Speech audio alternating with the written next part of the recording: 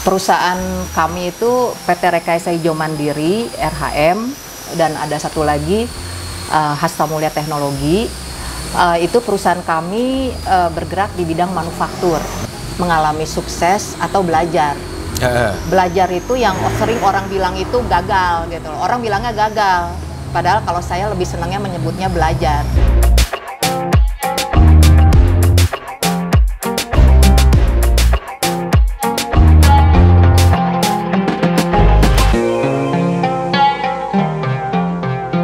Berarti air ini aman untuk saya cuci tangan ya? Mandi juga nggak apa-apa. Tuh, aman tuh. Oke.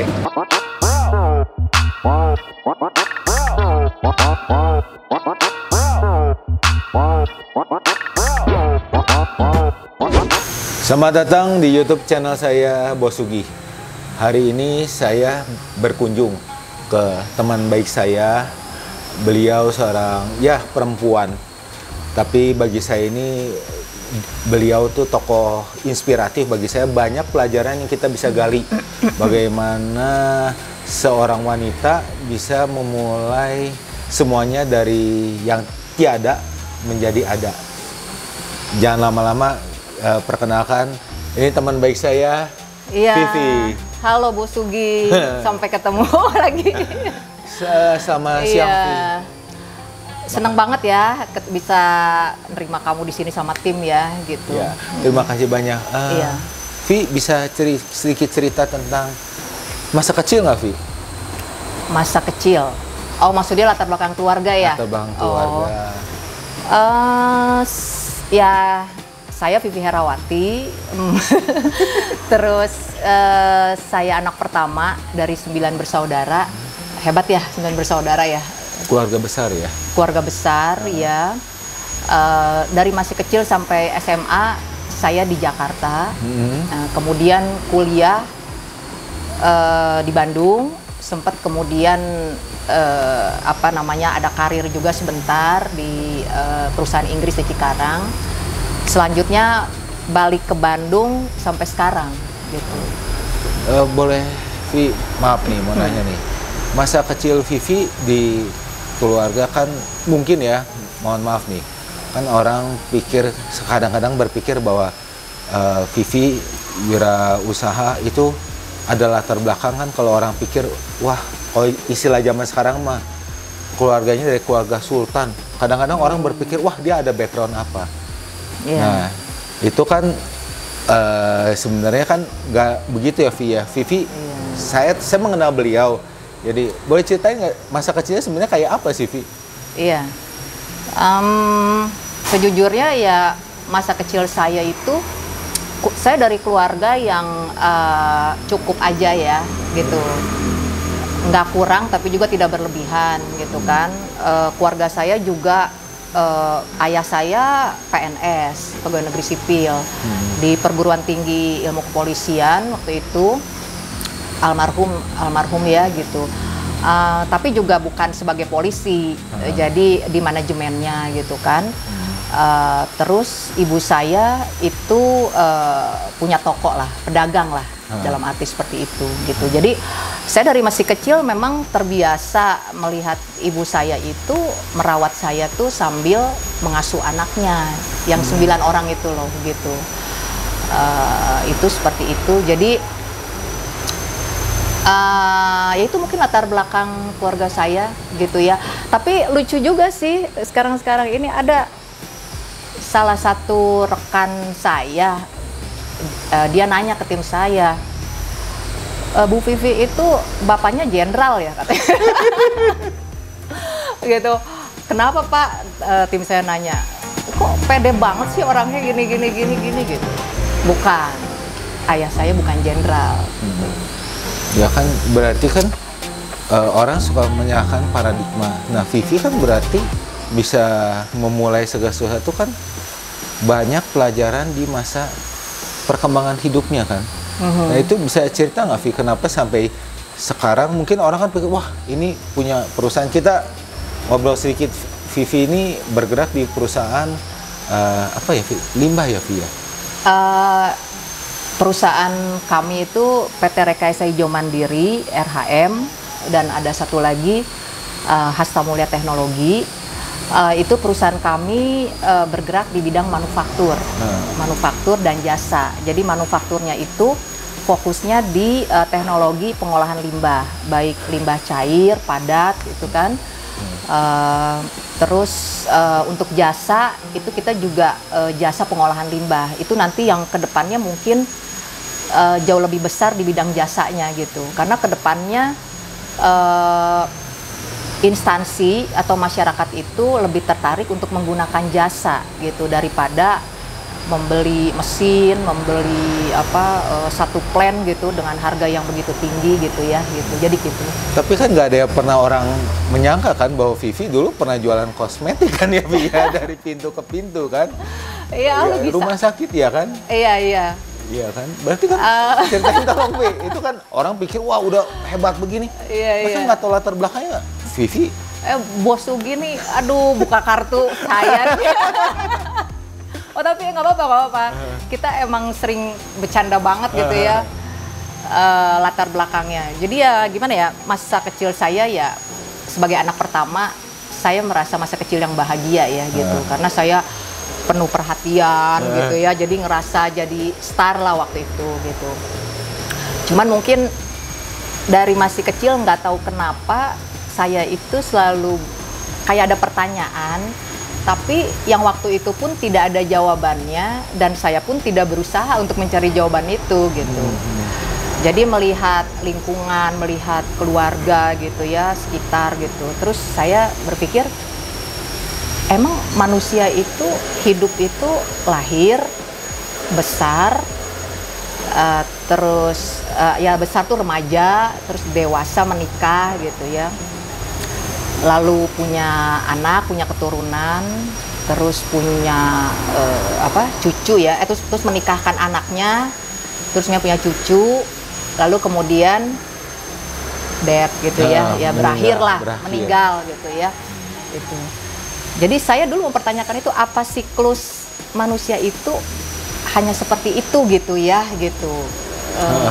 Saya berpikir waktu itu kelihatannya nggak seperti itu, tapi saya nggak punya jawabannya gitu loh gitu. Jadi saya memang boleh dibilang apa ya, agak sedikit ya gitu deh, dibandingin sepupu-sepupu saya tuh pemikirannya ya lebih ini deh, lebih nggak umum gitulah gitu.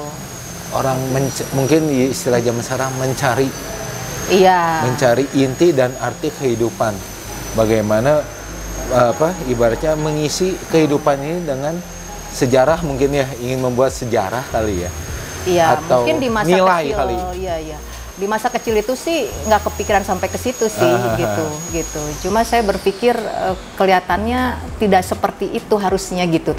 Nah, kemudian ya itu ibu saya memang dulunya dagang gitu ya. Jadi ada darah bisnis lah gitu ya gitu. Itu seperti itu. Dan waktu kuliah juga saya sempat mendirikan perusahaan dengan 8 orang teman. Waktu itu teman-teman dari geologi ITB gitu ya. Terus semuanya 8 orang, saya sendiri gitu. Waktu itu kita di bidang pertambangan, di bidang bentonit gitu bentonite gitu kan. Untuk lumpur bor gitu, drilling mud. Waktu itu kaitannya sih dengan tugas teman-teman yang ada di geologi gitu kan, tugas kuliah gitu. Terus akhirnya kita jadi bekerja sama dengan masyarakat penambang masyarakat di Bayah. Kita bikin pengolahan bentonite.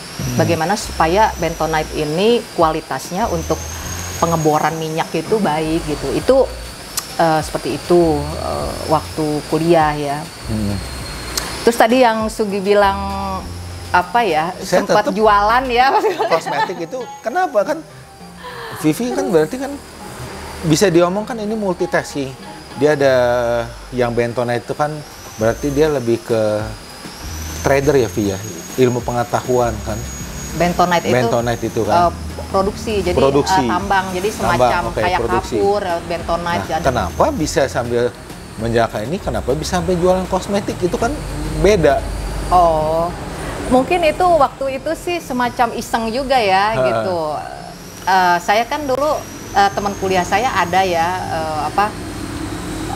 yang ikut MLM lah ibaratnya gitu kan. Nah terus nawarin ke saya gitu kan gitu. Vi, lu mau nggak ini bantuin gua jual produk ini gitu kan. Ya nggak tahu ya, saya memang selalu punya passion untuk maksudnya tertantang untuk memasarkan sesuatu gitu. Jadi kayak tantangan, enggak melulu juga uangnya berapa gitu ya, tapi tantangan bisa menjual sesuatu tuh kayaknya tuh puas banget gitu loh, gitu bisa menjelaskan sesuatu gitu ya. Terus orang tertarik untuk itu gitu. Ya udah waktu itu, terus saya setuju ya udah saya ikut gitu. Waktu itu kan di sebelahnya ITB sampai sekarang ya ada rumah sakit Boromeus ya gitu kan. Itu saya abis kuliah itu, tahu nggak, saya duduk di antara pasien-pasien yang lagi nunggu dokter, lagi nunggu obat. Saya duduk, saya amatin mereka terus nunggu sampai kelihatannya bisa nih saya jadiin prospek gitu ya gitu. Kayak gitulah. Walaupun itu ya nggak bertahan lama karena kan kegiatan perkuliahan ini ya lumayan padat ya gitu ya. Nah sekarang balik ke pertanyaan yang sebelumnya yang tadi saya dengar ya, Vi. Dari perjalanan perdagangan itu, wirausaha, itu tujuan hidup Vivi, nilai-nilainya apa yang didapat? Ya. Itu kira-kira apa yang menjadi kesan, jadi yang kata Vivi waktu kecil menjadi sebuah bayangan hidupnya untuk apa? Nah setelah menjalankan perjalanan Vivi dengan berdagang, ketemu orang, mungkin di perjalanan ada dikhianati orang, mungkin juga ada kebahagiaan, kesedihan. Nah nilai-nilai apa yang didapatkan? Berarti kan yang diceritakan yang kecil nggak ada jawaban, di perjalanan ini ada jawaban kan? Berarti hidup itu nilainya apa ya, Pia?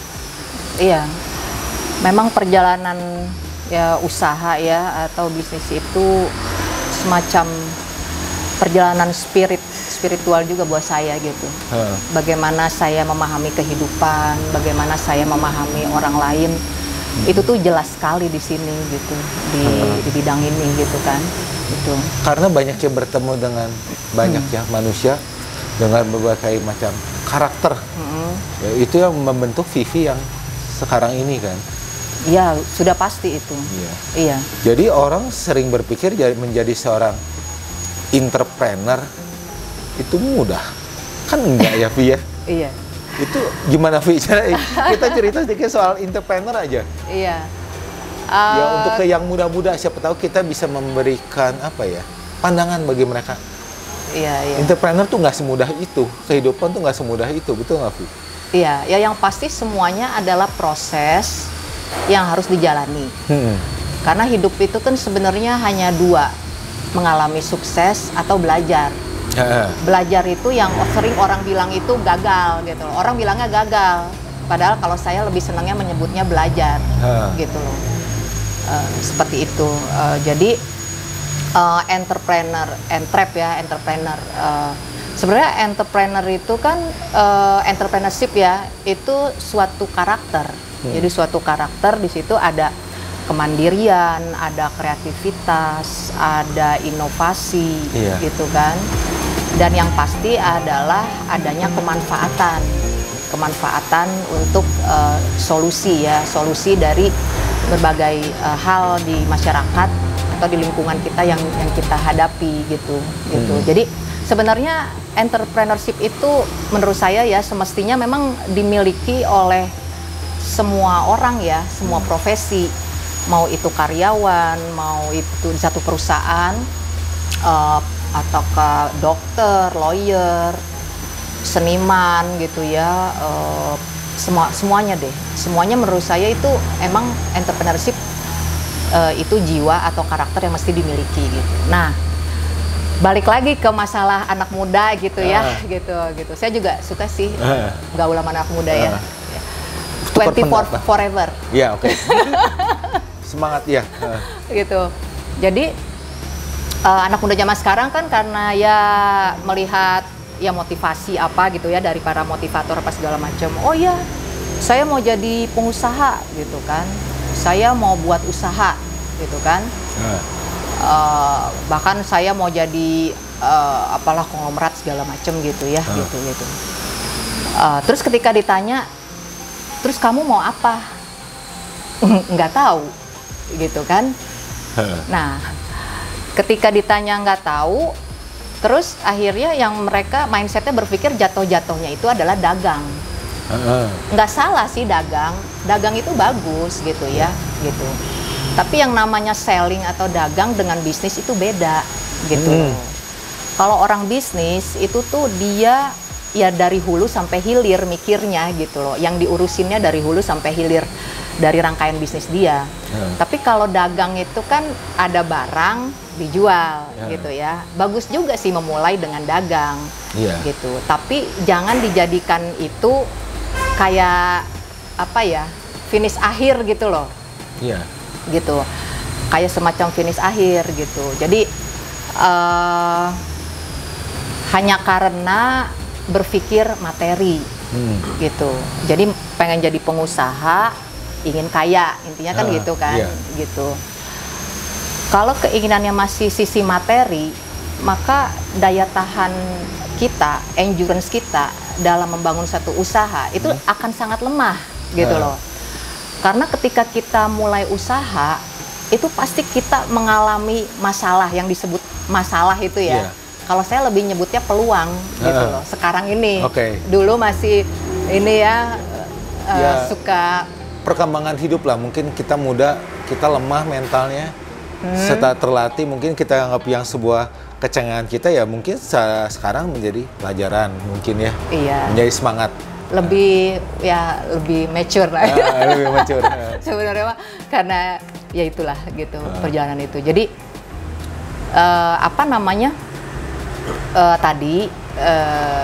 jadi endurance kita akan sangat lemah gitu karena ketika memulai usaha itu kita pasti akan ketemu masalah. Bukan mungkin ya, pasti gitu loh. Kenapa pasti?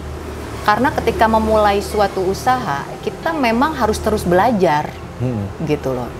Tuhan itu memberikan fasilitas kita untuk terus belajar gitu loh.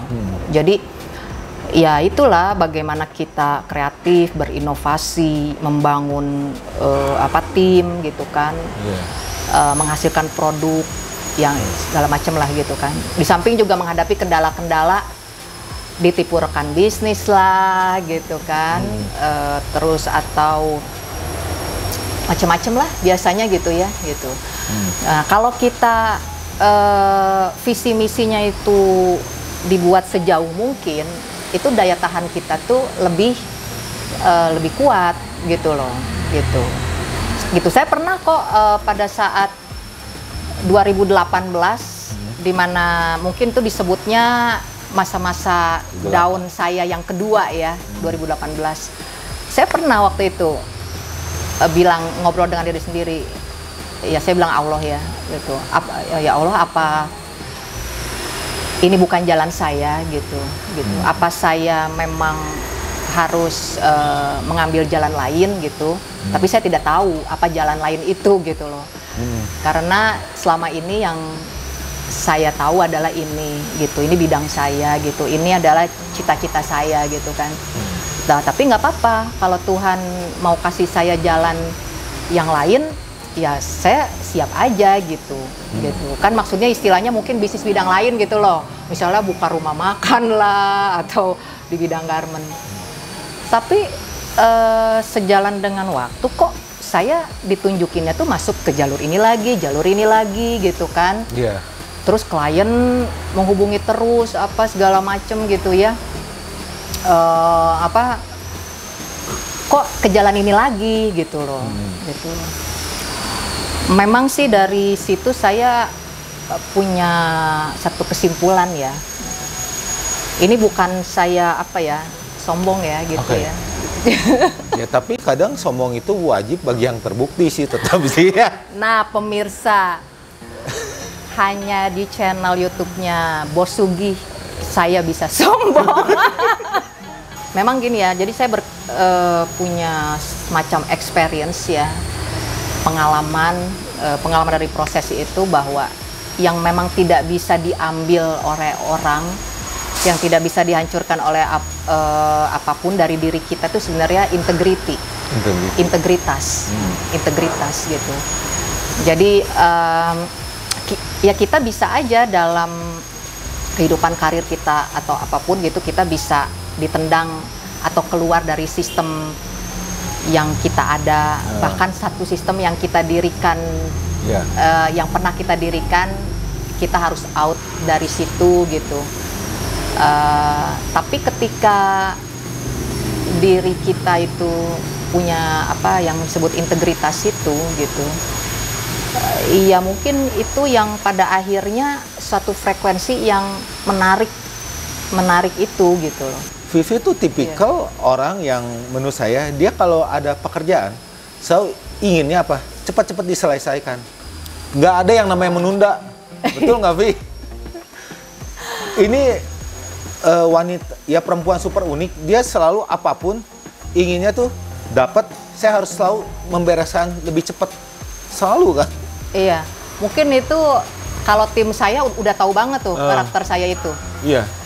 Saya selalu bilang ke tim saya, kalau saya kasih tugas, terus kemudian dikasih tenggat waktu, saya sampai bertanya lagi mengenai tugas itu berarti Anda terlambat gitu loh. Gitu. Jadi maksud saya ketika ada tugas, harusnya kamu itu update ke ibu, kamu report ke ibu, progresnya sampai mana. Kalau ibu sampai menanyakan itu tugas kemarin bagaimana, itu berarti udah terlambat. Karena saya nggak punya kapasitas otak untuk mentres semua gitu kan, mentres semua. Tapi ketika sesuatu itu udah deadline-nya lewat, kan itu jadi semacam tuntutan kan, tuntutan dari pihak klien dan sebagainya gitu kan. Itu berarti dia terlambat gitu loh. Itu tuh tim saya tahu banget itu. Iya. Jadi tapi bukan gimana tadi kata. Jadi kan kalau dengar gitu kan, kalau kita ya menjalankan usaha, terkadang kan orang suka berpikir kita harus melibatkan emosi daripada pola pikir. Tapi kan terkadang kalau kita yang namanya market itu tidak bisa menunggu. Kita kadang kalau pakai emosi, ya kayak terlalu kasihan, terlalu apa, kan nggak jalan. Berarti kan perlu adanya ketegasan. Ya mau tidak mau ini perusahaan harus jalan. Ibaratnya ya apa ya? Kalau ya contoh lah, saya pernah lihat Vivi, mungkin saya juga mau lu gimana juga. Ya ini mah sebuah tugas, mau lu nggak tidur, mau apa harus beres ya beres aja. Ya kan emosi itu kita harus belajar ngatur kan ya Vi ya, di dunia usaha mah kan. Iya. Ada saatnya mengulur, ada saatnya lu harus tegas. Oh iya. Iya kan? Iya. Itu pelajaran lagi kan? Oh iya, itu betul sekali gitu. Kapan harus ngegas, kapan harus ngerem. Iya. Gitu ya. Kalau nggak bubar gitu ya. Tapi kan yang kita jaga itu adalah keutuhan perusahaan, di mana kita sebagai pimpinan bisa mewadahi anak-anak ini untuk bertahan, bener nggak Vi? Itu tugas. Itu saya setuju, itu saya setuju. Jadi sebenarnya gini ya Gi ya, tidak ada rumus untuk menjadi leader yang sukses sebetulnya, gitu. Karena semua itu tergantung budaya perusahaan dan proses pertumbuhan perusahaan. Tergantung budaya dan proses pertumbuhan perusahaan. Jadi tidak ada rumus pasti untuk menjadi leader yang sukses. Tapi ada satu rumus pasti untuk menjadi leader yang gagal. Yaitu leader yang ingin memuaskan semua orang, memuaskan. Itu visi misi perusahaan kita yang harus dikedepankan. Terus kemudian juga kepentingan customer, itu yang penting, gitu, kepentingan customer. Terus juga kepentingan lingkungan juga, gitu. Itu yang harus lebih dikedepankan, gitu. Itu dalam bidang leadership ya. Ya ini kita kan sekarang mau sharing ke para pemirsa mengenai entrepreneur itu tidak mudah seperti ucapan-ucapan para motivator. Semua harus dilakukan. Iya, betul.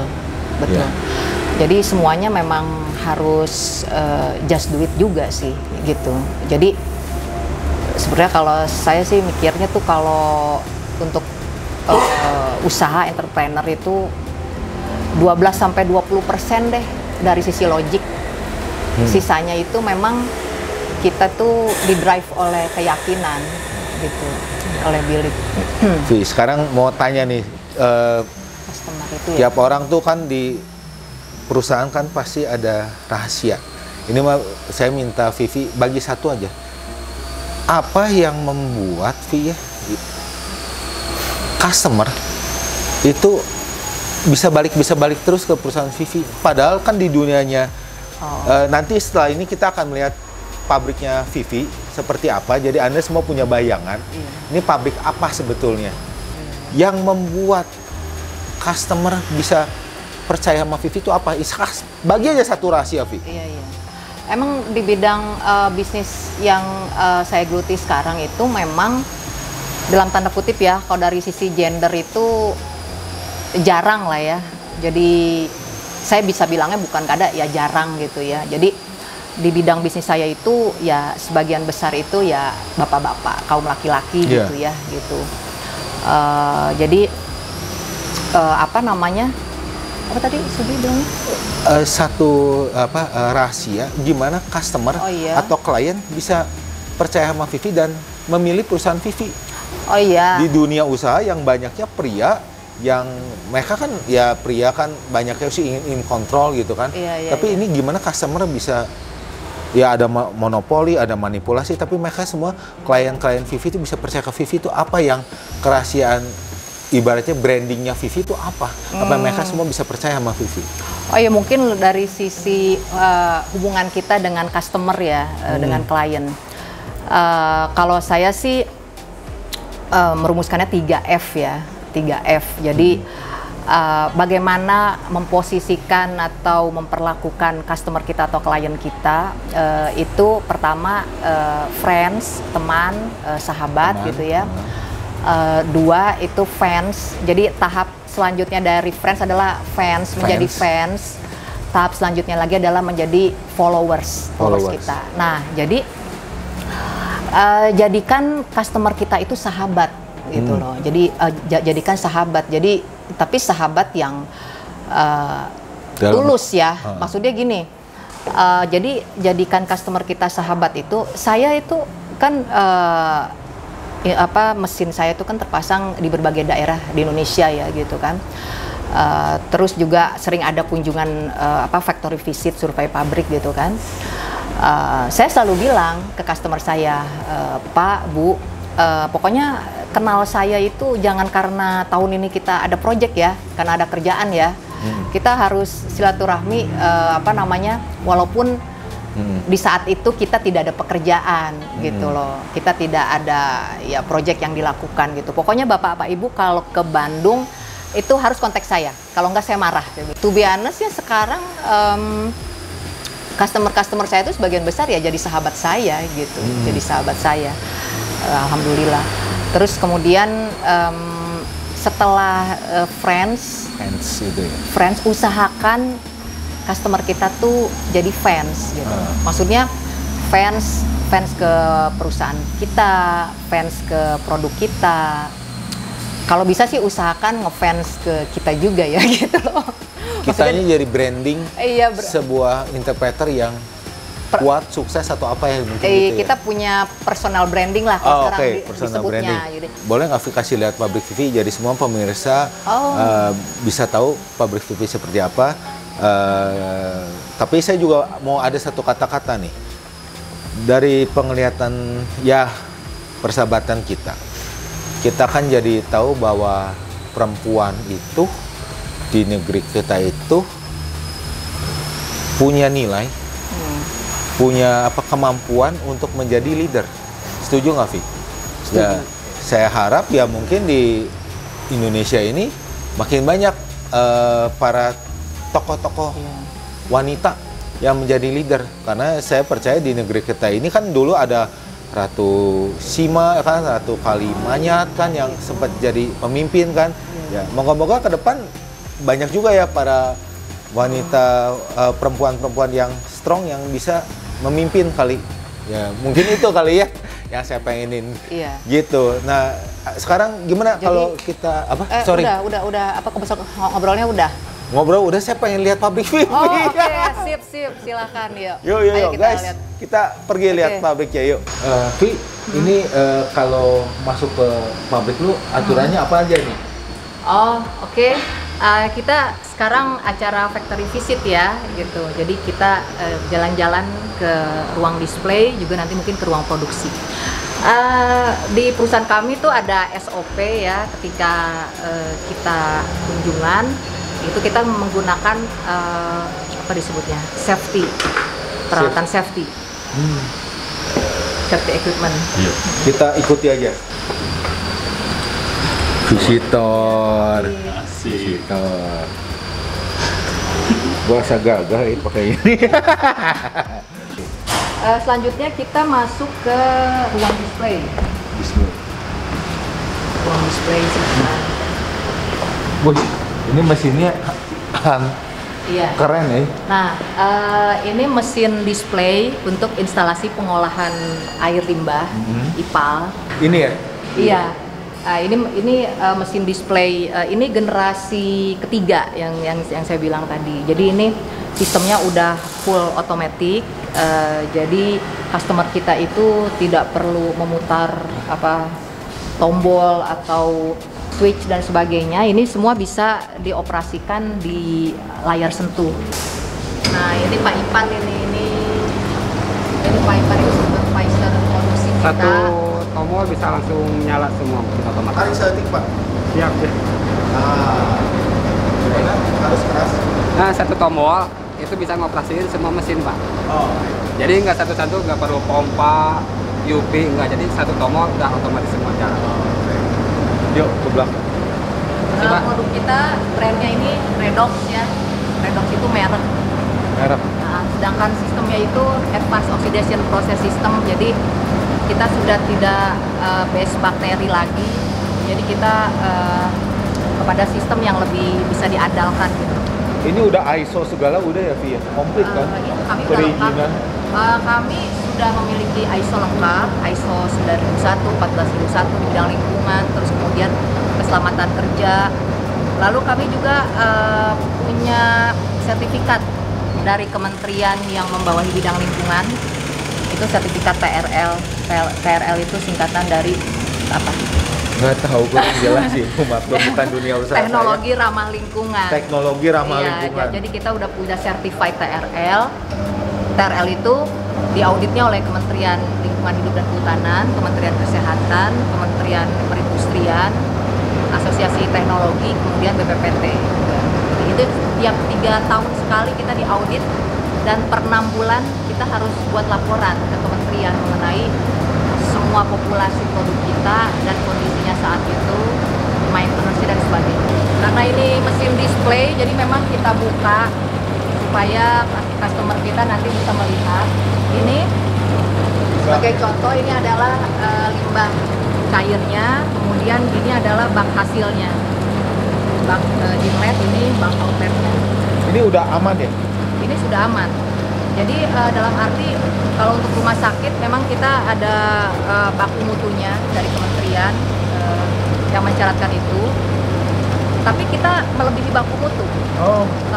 Dalam arti seperti ini, kita tidak hanya mengejar baku mutu, karena kalau baku mutu itu kan patokannya dia aman dibuang ke saluran kota, ya kan? Sedangkan kita itu, hasil IPAL kita itu bisa digunakan lagi, bisa di reuse, bisa di reuse. Okay. Misalnya untuk flushing kloset, siram taman, cuci kendaraan. Bahkan kalau di industri tekstil itu kan penggunaan airnya besar sekali, ya kan? Nah, itu bisa digunakan lagi untuk proses produksi. Seperti itu. Berarti air ini aman untuk saya cuci tangan ya? Mandi juga nggak apa-apa. Tuh, aman tuh. Oke. Lalu kita beralih ke display untuk mesin pengolahan limbah padat. Jadi limbah, contohnya di rumah sakit ya, pemirsa, selain di industri kan ada rumah sakit. Di rumah sakit sama dengan industri, ada limbah cair, ada limbah padat. Nah, limbah padat yang B3 itu memang peraturannya itu dimusnahkan dengan insinerator. Insinerator itu adalah alat pembakaran dengan sistem terkontrol. Maksudnya apa terkontrol? Supaya nanti emisi gas buangnya itu dia aman bagi lingkungan itu. Jadi keuntungan insinerator ini selain aman bagi lingkungan, emisi gasnya, kemudian juga dia mengurangi volume sampah secara signifikan. Jadi ini abunya 3-5% itu dari volume awal. Malahan kalau di plant-plant yang lebih besar, sistem insinerator ini bisa menghasilkan listrik seperti itu. Misalnya di insinerator untuk perkotaan seperti itu. Ini, jadi ini mesin display ini kapasitas kecil, kapasitas 25 kilo per jam. Ini kita dalamnya pakai bata tahan api dan semen tahan api ya, castable sama fire brick. Ini ada dua ruang bakar, ruang bakar 1 dan ruang bakar 2. Di ruang bakar 1 itu kita letakkan sampah di situ. Jadi untuk pengumparan sampah, nanti sampah akan terbakar menjadi abu yang 3-5% tadi, tapi kan menghasilkan emisi yang masih CO, NO, apa itu tinggi-tinggi semuanya. Tapi mau nanya nih, sorry, ini kalau biasa pembuatan mesin sampai ke customer biasa berapa lama sih? Itu tergantung kapasitas. Pertama tergantung kapasitas, terus yang kedua tergantung lokasi juga. Kalau gitu skala kecil aja ngomongnya, misalnya pembuatan berapa lama, sebulan? Minimal Sampai pengiriman? Kalau produksi sih untuk IPAL itu sebulan beres. Sebulan sama pengiriman kan, karena IPAL ini juga nanti ada pekerjaan sipil penunjangnya kan, seperti bangunan pelindung, ekualisasi. Itu satu pekerjaan itu kita kejar 2-3 bulan ya. Paling cepat 2 bulan ya gitu. Pernah kasih surprise attack atau customer? Oh iya, jadi gini Gi. Kita rahasianya dia kita bongkar cara melakukan bisnis ya. Oke. Wah ini gue kayaknya mesti dibayar deh sama dia nih kayaknya. Nanti ya, aku kirim rekeningnya ya. Oh iya enggak. Siap, Saya siap, nggak terima endorse siap. karena kalau saya di endorse berarti saya bohong. Gitu. Kalau saya nggak di endorse jujur. Oh iya, oke. Maka Anda harus bagi rahasia Anda apa tadi? Oh, jadi mungkin gini kali ya. Ke klien itu jangan banyak janji gitu loh. Tapi kasih surprise. Surprise. Nah, ya, jadi ke klien itu, ke customer jangan kasih janji mulu, jangan banyak janji, tapi kasih surprise. Jadi misalnya gini pemirsa. Jadi misalnya kalau dari hitung-hitungan nih jadwal ini sebenarnya barang baru dikirim akhir bulan. Nggak taunya tengah bulan udah diterima di sana. Oke. Gimana? Nggak surprise dia? Iya. Udah surprise gitu kan dia merasa diutamakan gitu kan, terus merasa berharga lah gitu ya gitu. Berarti perusahaan itu sangat memperhatikan pekerjaan gitu kan. Seperti itu sih. Ke tim juga gitu, ke karyawan itu jangan banyak janji, tapi kasih surprise gitu. Maksudnya Anda kasih bonus aja besar. Gitu. Jadi maksudnya nggak usah bilang gimana, nanti ada gaji ke-13, ada bonus gitu. Iya. Tapi ya itu ada Bosuki kalau bahasa Sundanya. Sanes waos tapi buk tos. Nah, Sanes waos tapi buk tos. Oke.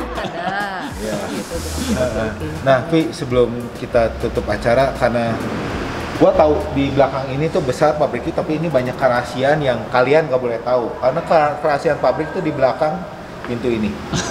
Ada ini enggak, Vi, sebelum kita akhiri, ada saran, pesan untuk ke generasi muda kita nggak ke depan kayak apa, Vi? Pesannya kayak orang udah tua aja gitu. Ke pengusaha interpreter muda Indonesia. Mungkin Udah pesan kali ya. Pesan, tapi jangan terlalu panjang soalnya kerahasiaan tetap harus kita simpan. Kasih yang mereka polanya mereka harus berpikir. Iya. Iya. Padat tapi mereka berpikir. Kita nggak boleh kasih penjabaran soalnya generasi kita kalau dikasih disuap aja, dia nggak berkembang. Gimana kalau kita kasih mereka pancingan supaya mereka berpikir liar? Oke. Ini kaitannya dengan empower ya, empowering, pemberdayaan. Empower pemberdayaan diri kamu tuh punya siapa? Pemberdayaan diri kita lah punya siapa? Itu di tangan siapa? Gitu. Cukup ya segitu, jangan panjang-panjang. Oh, cuma segitu doang.